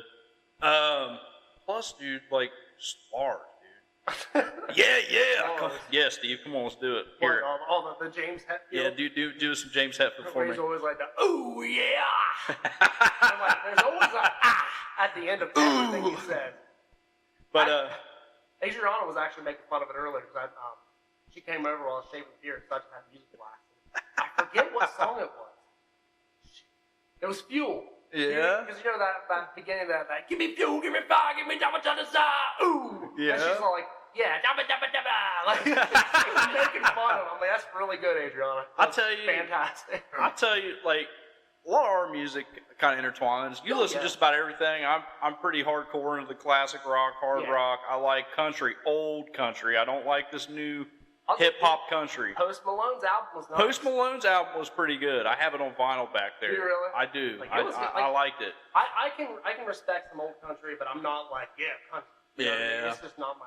I've never Yeah, been a country guy. I'm very Never? select. I'm very select with my country. Like, I like Keith Whitley. I like Hank Williams Jr. George Strait. You know, you gotta like George Strait. Yeah. He's the king of country. I like. I tell you what, dude. I really like Toby Keith, and I'm upset that he passed away. Because I mean, courtesy of the Red, White, and Blue, man. Yeah. Like yes. That makes you feel so patriotic. It makes you just want to like get in a street fight. Like that song will get you pumped up, dude. Like I'm ready to fight when I hear that song. But man, I don't know, man. Me growing up, I like AC/DC. That was like my favorite, man. Angus Young, Malcolm Young, They're still going. Malcolm Young passed away, unfortunately. But dude, those Marshall stacks with a Gretsch and a Gibson turned to 11. There was no special effects. It was just drive. You know? I actually saw a video earlier today. I think it was on TikTok where they were like at a concert. Like Angus is so old, but he was still like you could tell like he can't really get around the way he used, but his fingers like he was still shredding. He like, still plays it was good, man. insane. It's just the age catches up with everybody. Yeah. And they're going back on tour this year in America. I'm going to be buying tickets I here don't blame you. this week because it's going to be their last hurrah. They don't like to talk. They don't do announcements. They don't do award shows hardly. They were on the Grammys, and the Grammys tried to cut their time down, so they slowed the song down just so they could play the full song because they were trying to cut it. But Leonard Skinner's always been big to me. Yeah. I mean, dude, Randy Rhoads, Randy Rhoads is my dude. Like, that was the guy, when I heard him play the first time, like, I was like, I gotta play a guitar. I gotta pick one up and try it. That guy was lightning in a bottle. Wasn't around very long, but that dude was magic. Yeah. Steve Clark from Def Leppard, he's gone too. He passed away in the 90s. Steve Clark was like one of my favorites. A lot of people don't talk about him, but I love Steve Clark from Def Leppard. He just had good stuff. It was fantastic. But, Dale, anybody you like? Man, it's really weird. My music, like, if you want to, I didn't listen to a lot growing up. I Really? really didn't. Like, I don't remember. I always felt like you were really Before- musically oriented. I became that way. Like, before, it just wasn't something I wanted to do. I mean, I was into video games, but I never, like, put on music and play video games. Like, I would hear it in the car randomly. Yeah. It's whatever mom and dad was I was like, whatever. I don't care. But, like, that changed my gut to, like, junior high. Yeah. And then, like, the big Metallica Guns N' Roses war started. Yeah. And then started hanging out with my cousins. So I was listening to, like, Aerosmith, Def Leppard. Metallica, stuff like that. But then like later on, all my friends started listening to a lot of like R&B. I mean, yeah, I like Michael Jackson growing up, pop, stuff like that, whatever. Anything that was on MTV, but I didn't watch it. You know what I mean? Yeah. But then like I got to college and I started getting into like doom metal bands and stuff like that, stuff that's like heavy, like Hypo Negative and stuff like that. Yeah. And then there was always Prince, like always Prince. Yeah. always Prince. Always, you love the guy. Yeah, always Prince. Like Prince is like probably, and I'm gonna say it, greatest musician of all time. Think so? Yeah, absolutely. I would definitely put him up there. I'm gonna say it because He's a shredder, dude. He can play guitar. He can play every instrument. Like Yeah, that guy's- his first 3 albums, he played every instrument on the album. Yeah. So like, it's just one of those things. It's like you can't hold a candle to someone to play everything as good as he could play Yeah. everything. But like, it's really weird because they're like, who's your favorite musician of all time? Prince. Who's your favorite band of all time? Hypo Negative, and they just look at you. And it's Yeah. polar opposites. Completely polar opposite, other end of the spectrum. You were talking about he could play every instrument. Yeah. I noticed somebody that could play every instrument just recently was Eddie Van Halen's son, Really Wolfgang, dude. He's good. Here's a music video like that he come out with like his first album, and he's literally playing the drums, the guitar, he's singing like that dude. You got to think of the household he grew up in. His dad was Eddie Van Halen. That dude is like the king of guitar. Could do anything, make any kind of noise, and barely had an effects pedal. Yeah. He pulled it off. That guy did it. Overdrive all the way. But whatever, dude, the stuff that he's doing now is good. I like just about anything he does. But you were talking about Metallica and the Guns N' Roses war. I Dude, remember it's that. going to be like 90s flashback this year. This was literally like 1992, 93. So I remember being in music class. Yeah. And people literally getting into arguments about this. Yeah. I remember who it was too. It was Roger Young and Jason Gibbs. They were like literally like Team Guns N' Roses, Team Metallica. Well, they had that big riff. It wasn't St. Louis, I don't think. There was a big deal with St. Louis. What happened was it's when James. I think it's when James caught on fire. Yes, the pyro Right. went off in They the were wrong playing. time and it burned his arm. And then all the fans got His mad face too. because Guns N' Roses didn't come back out and play the rest of the show and take over again. Yeah, because they'd already played. Yeah, because they said Axl was saying something was wrong with his voice. That dude put a lot of Okay, strain on his can I be voice. honest? Can I be honest? And I understand now from a music standpoint why they did it. It takes a lot to put into a show. You Yeah. have to record, you have to rehearse those songs you're playing, you have to put together the way you're going to, and they had nothing. Yeah. What were they going to do, play the same show over again? Yeah. Because they have backing tracks, they have like all this stuff, the pyro, everything is set perfect. Yep. So you can't do that on a whim. Well, you'd have to set the stage back up. Yeah. And you would have to go from Metallica to Guns N' Roses. Like Metallica was like big with the pyro and all Yeah. that. You'd have to rearrange the whole stage. And plus, they probably played like a 2-hour set just Right. prior. And a lot of people give Axl crap because he said he didn't want to do it because of his voice. But that dude was like straining his voice at that time. Yeah. Oh yeah. And like, he wasn't a professionally trained singer. Sounded good, Oh, it sounded Yeah. fantastic. I'm not a professional trained singer. but I like, sound mediocre. but like, yeah. And that's what started the whole. I think that was a big thing. It started Yeah. the whole feud. But going back to it, we're gonna have like a little '90s flashback. I think Metallica's touring. Guns N' Roses just announced a tour. It's gonna be a Oh, little did tour, they? and then you got AC/DC touring, Yeah. and it's gonna be a big We're deal, going man. to see Metallica in May. Yeah. And Sonic In Temple. Temple. Yeah, I'm gonna try to go to that. Alice Cooper's going to be there one of those nights too, and I'm looking forward to that. I never saw that happen. Oh, Are yeah. you gonna try to go all nights? Pearl We Jam are. too. We've got tickets All for all four. night. How much that run you? It was about A lot. for 3 of us. It was about $1,000 for us, and we haven't paid for parking yet. So I don't know if we're just going to Uber back to the hotel. In our hotel, we went early because I was looking at it. I'm like, we got to get the hotel now, and it was over $1,000 for the 4 nights. Yeah, I'm probably. Because as soon as they announced like all the hotels raised their prices. They always we do. got It's one. terrible. We were like, oh, they haven't raised their prices yet. Let's snag it right now. Yeah. It may not be the classiest place in the world, but dang it, we're seeing Yeah, Metallica. Yeah. They always do that, man. A lot of people that are like dedicated going to that festival, they'll buy their hotel right after the last year's just so they're set up for the tickets. I'm not prepared. I'm not that far, you know what I mean, Yeah, into it. But I'm honestly probably going to go for the Metallica one, and I'm thinking about just camping. They're doing 2 nights. Yeah, I'm going to go to You one of better them. buy your camping. You better look at that. This sponsor. I won't go there. I'll go find an actual place so I can just go camp, drive And the then truck. drive back. Yeah, I don't want to hang out in the parking lot because you get drunks and Yeah. different stuff, and I don't want to deal with that. Right. I don't blame you. I went to Rockland Range. It was 2014. I went, and Guns N' Roses was playing. Alter Bridge was there. Zach Wild of Black Label Society was there. Avenged Sevenfold. It was good, dude. The Pretty Reckless. They played on the smaller stage, the Ernie Ball stage, and they was not prepared for the crowd of people. I stayed there because I liked their album when they come out, and I was like, I knew they were playing. I had the whole time sheet, and I stayed there for hours, and I was front row for it. But when you turned around, it was like everybody from the big stage walked out to see them, and there was like, you could just tell on the look of those security guards, they were overwhelmed. Because they had such a big crowd there on that little stage. They put a Monomarth on the small stage too that time. We Yeah. were up on the range. Yeah, and they had Tons of people. Because we went, 2016? Yeah, they got 4 stages now. There were 3. That was 4. Yeah, they had the Jägermeister stage, and then they had the Ernie Ball stage, and then they had the main stage. And I went the day before seeing the Pretty Reckless. I was over by the Jägermeister stage, and they had a guitar tent, and they had an Eddie Van Halen like Kramer model there, and I was playing it, and somebody walked right by me and like kind of brushed up behind me. I turned around, it was Miles Kennedy. Yeah, I remember you telling me. I have a picture of him, but yeah, I turned around and had like a 5-minute conversation with him before anybody realized who it was, and then everybody caught that it was him, and that's when he like kind of took off. That's what kills me, because like, when you're there, you see so many faces, and if you just don't think to like, look at everyone. Yeah. I like Miles Kennedy, man. The stuff that he did with Slash, the Conspirators, that's good stuff. I'll tell you what, we kind of skipped over our co-host here, JLaw, man. What, music-wise, man, what are you into? I grew up on 80s rock, like you mentioned. 80s rock is one of the best times for me. But here lately, I've been listening to like AJR, Shinedown, My Darkest Days, Nothing More.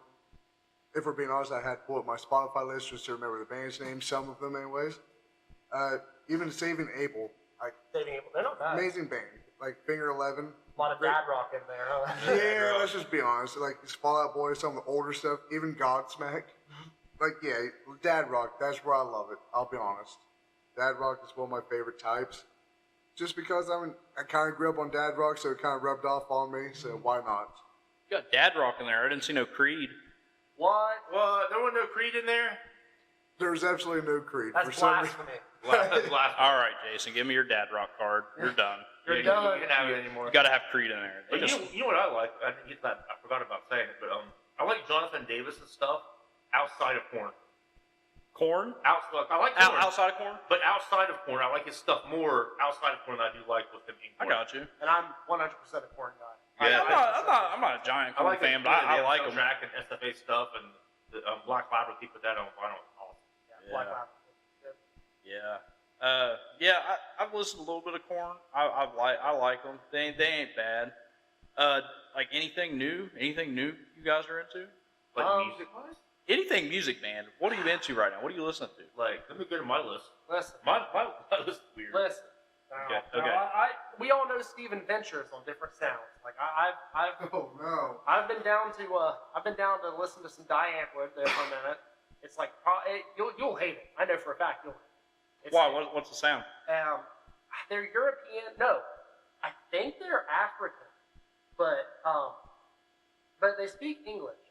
But like the dialects are weird, and they have the most weirdest like tones. Like you have Yolandi, that's the chick. She sings really high pitched. The other guy,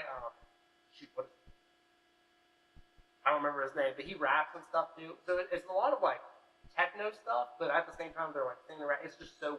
I want you to listen to something before. Okay. Like on my YouTube music, like the first screen that comes up, like speed dial. Okay, this is gonna be weird. You ready? Hit 'em. Okay. I listen to a lot of wrestling themes. I like a lot of wrestling, like Slow Chemical Kings. Drew McIntyre's "Broken Dreams" is the #1 song on there. Honestly, that's a pretty good one. I understand. Okay. that. Taylor Swift, "Illicit Affairs" is on there. I'm a Swiftie. I am. I'm judging you for that, but I'm not judging you as hard as I do your brother. We're listening to Ugga Chugga, is that right? Oh, Ugga. Ugga. Oh my Okay. gosh. I'm also a big 1975 fan. I don't know if you've heard them or not. 1975, okay, I do love that. Huge. Like, Yes. They actually do our theme song, "Love Me," for the WSE when we come to the ring. They're actually in my liked playlist on Spotify. All right, okay. I have Taylor Swift "Getaway Car." I've from not the heard that Reputation. one. I've got the Bray Wyatt theme, "Shattered." That's an amazing newest one. That's one. The also newest on one, the mine, new so one, I yeah. understand that. I've got Eve of Echoes. Oh, they're That's pretty good. Eve of ECHOES. I don't know, have you ever Nazareth heard of them? Rose, which was the newest single that came out. They're really good. I've dabbled a little bit into the. I have Megadeth "Sweating Bullets." Hell Oh, classic. Okay. I've got the Maneater, because I've been listening to it because we're actually putting the song out. So and I got this little playlist that says golf vibes, because I like a lot of golf metal. And like doom metal and stuff. Like I like golf? Like, golf. as in the like sport golf? Goth. Oh, okay. Golf. All right. But like, because it's like Steve will hear a riff, and it's really weird. We're different this way. Like Steve and Robin, Steve and Robin will hear a riff, and if it shreds really hard, like, oh, that's heavy. To me, if a song's slow and dreary and like just the notes hit hard, to me that's heavy. Yeah. Like, So like in the writing process, like we have one of the newer songs we're working on. We label as the Megadeth song because it sounds nothing like Megadeth. Yeah, he says like no, it's not heavy at all because it's like thrashy style thing, like Robert shredding, the riffs are hitting, double bass and all that. Dude, I'll tell you what. I'm going to catch you so off guard with this, because you know I'm a metalhead. I like rock. I tell you what, man. I like Chaperone. Chaperone. Yeah. Dude, Are you hot to go? I'm a Redline Supernova guy, buddy. I'm digging Sabrina Carpenter. And Oh, yeah. I love me some Britney Spears too. And Timberlake, who can not like Timberlake? Yeah. But yeah, I understand. But see, back in the '90s, I listened to all the R&B groups like Casey and JoJo and like Shy and like all those Boyz II Men. Boyz II Men. Like, it just depends. It's the era. Like, and it's kind of like, and music's influenced a lot by what your friends are listening to too. Yeah, It really is. Like whatever group. But see, I was one of those chameleon people. I hung out with different groups of people, and I still do it to this day. So it's like I get a lot of influence. So this is like, well, like I have some hippie friends, and they play some like bluegrass folk stuff. I'm like, okay, some of that's okay. But I also know a lot of golf doomy people, and they're like, oh, check out this song. Yeah. You know what I mean? So it's like I get it from everywhere. Yeah. You know what? There was a movie that got me into different music, and it was predominantly a rock film, but it got me into like different songs, and it kind of expanded my catalog a little bit. Was the movie Detroit Rock City? Loved it. Dude, so You haven't good. seen it? I actually have it saved on my Amazon Prime. Really? Yeah, I actually own it.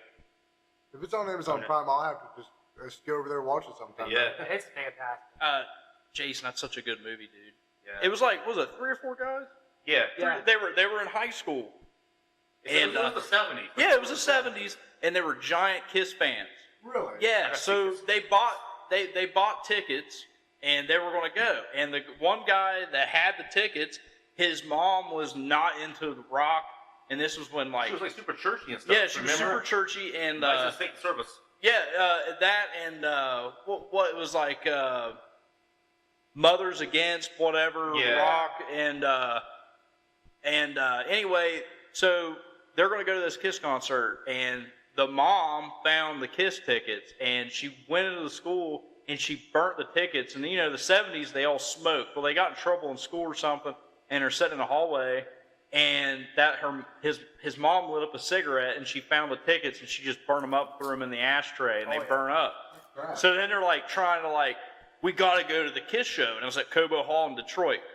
And so they steal one of the guys' mom's car, and they're driving there, and so they get there, they have no tickets or money, and so it's just a big adventure around Detroit. Like the car gets stolen, goes to a chop shop and stuff like that. Oh yeah. But and then one of them goes into a male strip club, and Strutter. he had Strutter, man. He had the Kiss Gene Simmons underwear on. That was Ed Furlong. He was on Terminator too. Remember he played the kid John Connor? Yeah. And his Gene Simmons' wife was there, and she made a little cameo appearance. But anyway, they find they slightly get ripped off on these movie tickets, blah blah blah. Not the movie tickets, but the band's tickets, and so that they just beat the crap out of one another, and they walk up to the venue covered in blood, and they're like, "These guys just stole our tickets," and like the people working the venue didn't really believe them. They're like, "You really think we would go through all this just to fake it?" And then they're like, they let them in. They made it to the Kiss show. But Jason, definitely, if you get a copy of that, go watch it. Such a good And there's such good music in it, man. It had everybody in it. Kiss, AC/DC. There was a couple like little other 70s bands in it. But that's how I found different sounds, was through that movie. I love that movie when it first came out. You guys like musicals? Musicals? I don't know. I gotta be in Not the really. mood for. There was one I have been known to watch in the past. I'm trying to remember the name. I think it's The Greatest Showman. Yeah, The Greatest Showman. That was okay. I like that one a lot. Yeah. Well, Rock of Ages. If you haven't seen it, get the extended cut of Rock of Ages and watch it. I'm pretty sure my wife is watching that right now. Actually, Really? she had it pulled up like right before. That's you pulled awesome. in. Love it. But I'll tell you, Fantastic. a music film that I watched in school. My music teacher brought it out, Miss Reynolds. Was the Blue Man Group. Mm-hmm. Do you remember that, Steven? do. When they had they were playing all the different instruments, and then there was one. It was called Stomp. Stomp, yeah. Remember Stomp? They were dangling from that sign. They were beating on all the different kind of junk that they just acquired and it made different sounds. That was awesome. But yeah, the Blue Man Group. Blue Man Group. Yeah. Whenever it comes to musicals, I'm picky. I mean, I'll watch about anything, but one that got me was Tonight You're Mine. It's good. It's an indie film. It's basically this dude and they're going to a music festival. They're two different bands. This dude rolls up, and they do their little thing. He gets handcuffed to the lead singer of one of the other bands, and then eventually, they just end up falling in love. But different music, concerts, and stuff going throughout. Really, it's not your standard Singing. I'm going to sing about what I'm doing for an hour and a half kind of thing. Yeah. It's kind of like a movie once. Yeah. It's a musical. They have songs in it, but that's still an actual movie. Yeah. Once again, I've not seen that one either. I don't Jason? watch a whole lot of musicals or anything really involved around movies. I mean, not movies, music. Normally, I watch action or comedy. Yeah. So.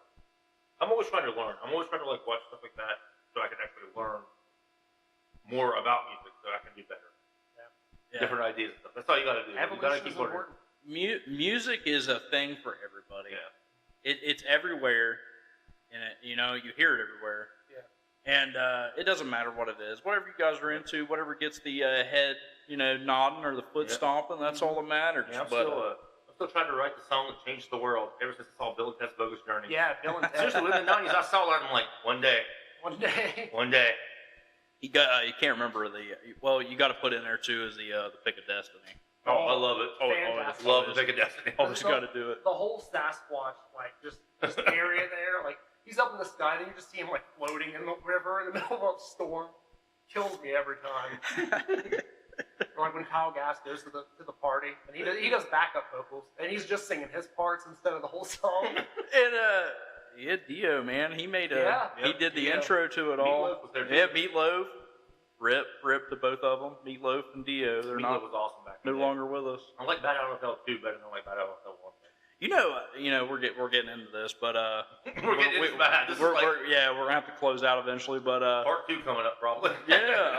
dude, freaking Dio and Black Sabbath, a lot. I have the unpopular opinion, I like Dio with Sabbath. Honestly, it fit. You could tell it wasn't Dio because Dio, his solo stuff, you could just feel it. It's Dio. It still felt like Sabbath with a different singer, but as a whole though, they wrote some really good songs. Yeah. Dio's was, I think it's the Holy Diver album. It's just amazing. Yeah. See, even Van Halen, I like Hagar over Me Roth. too. Yeah. Dude, that dude has. I like David Lee Roth by himself. He was doing some crazy stuff. He did California Girls back in the 80s, 90s. And you showed me, I'm terrible with AC/DC memorabilia, but who was the original lead singer of AC/DC? You talking about Bon Scott? Yeah, you showed me a video where There was a guy before him, but he only made one single and he was forgotten about. Really? He was really poppy, and he still tries to ride the tail of AC/DC, man. But that was Bon There's Scott. one guy you sent me. He was in a different band in the '70s. They were what disco, wasn't it? Oh, you're talking about Brian Johnson? Was it Johnson? Yeah, he's the current singer, Yeah, but that's what I'm saying. they played with Gordy. Yeah, and dude could sing. You hear AC/DC, you immediately think like that, right? Right. But they are like disco. He sung clean, and he was really Brian I was Johnson. impressed. Brian Johnson had pipes, man. He Yeah. could sing. And, AC/DC, that's just a hard band. You had to step into Bon Scott's shoes. And that guy, if you watch him from going to Gordy to AC/DC, that guy's voice changed completely because he was trying to be the best. And he did great. He did great, dude. He went into a band that was at their all-time peak. And then Bon Scott died. And people were like, oh, well, it's over. Yeah. And then they found him. And what was funny is when he went to record, play with them the first time, he recorded a commercial right before he went in and did it, and he did it for Hoover Vacuum. You can go on YouTube, look up Brian Johnson, Hoover Vacuum, and it's a whole little jingle with Hoover Vacuums. That's amazing. Yeah, but Brian Johnson, he's in his 70s now, man, and people can say what they want. Maybe he don't have it anymore, but he's like over 70. Yeah. And they're still out there kicking. They're still making music. They're still inspiring kids to go out, play music, play instruments, and I like that. Metallica's doing it. They're all doing it. Metallica recently, I think it was last year sometime, like James Hetfield was talking, like apparently backstage he was having like a bad breakdown. Just 'cause he's like, we're getting too old. We can't do it. We can't. They still sound good, man. Yeah, They still sound good. He misses a note or two. Like no one's going to against Metallica. I do not expect him. Hard on yourself like I do not expect him to sound like he did in the 80s. Yeah. You know? And I think it was cool was last year. I think it was last year. Yeah, they had the Power Trip Festival. Metallica played. AC/DC was there. And James Hetfield and Kirk Hammett was in the crowd. Somebody was watching them, and AC/DC was up there jamming out. And freaking Kirk Hammett and James Hetfield looked like little kids, man, just bobbing their head. Because, like, they were, you know, AC/DC was idols to them. Motorhead was an idol to them. And you watch a video about, I think it was Dave Mustaine. He was talking about some of his, like, favorite bands and stuff. He whips out Let There Be Rock. Really? It's either Let There Be Rock or Powerage by AC/DC, man. Those are their idols. They look like little kids in a candy store standing there watching them. And you know, they're not going to be around every day. Yeah, you know what I mean? That's the thing. I don't expect them to be around in another 10 years. I really don't. I would have liked to see Kiss one more time, but I got to see him twice. I got to see him once. Who knows, man? Might be another end of the road show. I know. Another farewell tour. Yeah, they only had like 4 in the 90s. Didn't you get Eric Singer signed? Yeah, signed Drumhead. He was in the show. This I guy have is that always so lucky to get picks and everything else. Eric Singer's not alive anymore, is he? Oh, who's the one that played with Kiss back in like the 90s that passed away? Eric Carr. Wasn't he on like Lick It Up? I think so. I think he did, or he was like during the they didn't wear the makeup. He did at one point. He was Fox. Yeah, And they changed it. They They went- took the makeup off. Yeah, that's when they did Lick It And Up. Benny They didn't Benson wear was with makeup. them, too. Yeah, dude, Kiss, man, it's a good band. Oh yeah, they're fantastic. They have merch for everything. Oh, yeah. You'll never out-merch that band. No. Kiss Never. casket, Yeah. Kiss condoms. Yeah. Like, They got it. They had They got it. everything. They You don't got know, it. dude. Like Gene Simmons was trademarking everything he could. Like you get Kiss coffee mugs, like you said. Like They could have condoms, gave it up that. 20 years ago and are still making money hand Yeah. over fist. Here's the thing about Kiss. Like Gene Simmons, like he would go in and find things that weren't trademarked. So if you say OJ, like right now, I'm probably not allowed to say it because he trademarked OJ as orange juice. Gene Simmons owns the term OJ. That's If you insane. refer to it as orange juice, he owns that. So you'll probably get copyright stricken for me saying OJ. It's all right. Thanks, Dale. Thanks. You're welcome. Gene, don't copyright. Don't copyright it. Infringe me, man. I Yeah. watched your TV show. I like your band. We just talked about the movie. Family Jewels. All right, yeah, dude. Family Jewels was awesome. Oh, God. I like Family Jewels. Forgot all about I remember a scene in that show. We're gonna close this out, but I remember there was a part in the show where his son was like in a subway and they were going to a concert and they're like standing in the subway and his friends there and he's like, "Hey, man, his dad's Gene Simmons from Kiss," and his son's like so embarrassed. He's like, "Just shut up." That's amazing. But, I love it. but yeah, man, close out this very long conversation. We want to say thank you about the pilot episode. Steve was in it, No and problem. it did really good. And we hope you guys enjoy this episode. Twisted Conversations has now went into the YouTube world for people who don't have Spotify. We're trying to expand the audience a little bit. And if you guys find any little bits or pieces in these shows, please comment, tell us, because we love to hear the feedback. And we hope to hear from you guys again, and hope you enjoy the listen. So, peace out. Peace out. Peace out. So we'd like to give a shout out to the band members Robert and Lindsay. Yes, they're not here right now, but a shout out to them. We couldn't do this without them. And as always, Steve, As Vitamin D and Sexy Steve, we would always like you out there too. stay sexy. You can turn it, you can pull it, you can pop it, but you can never twist it better than twisted conversation.